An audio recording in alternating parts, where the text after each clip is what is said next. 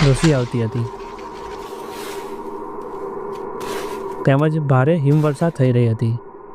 આવા વિષમ વાતાવરણમાં તેઓ બ્રાહ્મ મુહૂર્તમાં ગંડકી નદીમાં સ્નાન કરતા,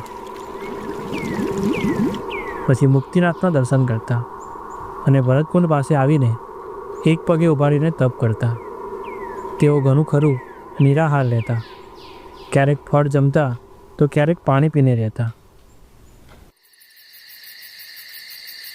રાત્રે પણ નીલકંઠવળની વિશ્રામ કરતા નહોતા અને તપ કરતા રહેતા.